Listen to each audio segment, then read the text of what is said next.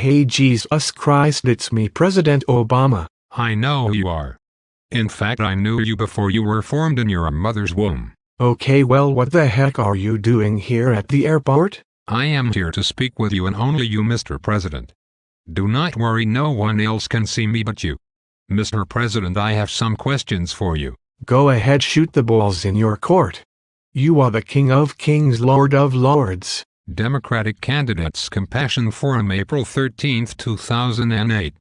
Do you remember this event? It was on CNN. Sure, I do remember, Jesus. When asked by John Meacham, editor of Newsweek, and I quote, Senator, do you personally believe that life begins at conception?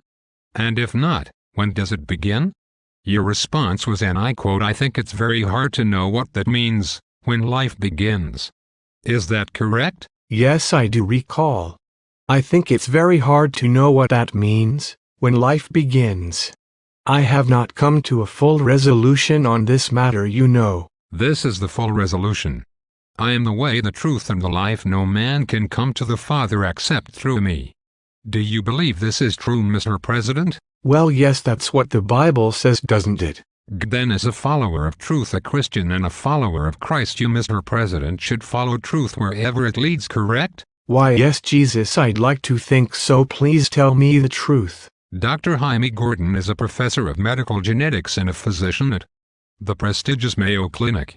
He summarized the perspective of science, and I think he did it well when he said, and I quote, I think we can now also say that the question of the beginning of life, when life begins, is no longer a question for theological or philosophical dispute. It is an established scientific fact.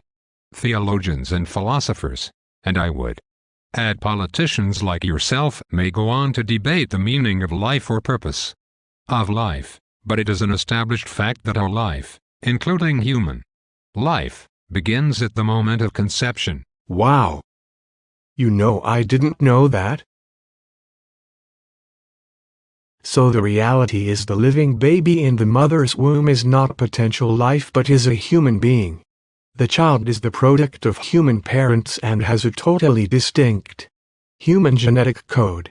Awesome. Yes, Mr. President, I made all the delicate inner parts of your body and I knit you together in your mother's womb. Psalms chapter 139 verse 13. According to Dr. Matthews Roth, a principal research associate at Harvard Medical School's Department of Medicine, and I quote, it is scientifically correct to say that an individual human life begins at conception, when egg and sperm join to form the zygote, and this developing human always is a member of our species in all stages of its life. Didn't you go to Harvard, Mr. President? Why, yes, I was the first African-American editor of the Harvard Law Review and went on to graduate magna cum laude from law school. I knew that. I know all things. The question was rhetorical. I see. Yes, Mr. President, therefore you cannot discriminate and decide when you are going to take a life, whether it is 10 minutes old or 6 months old. Do you understand this to be truth, Mr. President? Why, I do now, Jesus Christ, you are the truth. And the truth shall set you free. No, the truth shall make you free. You have already been set free when I died for your sin on the cross. Don't ever interrupt me again. Yes, Jesus, you are the truth.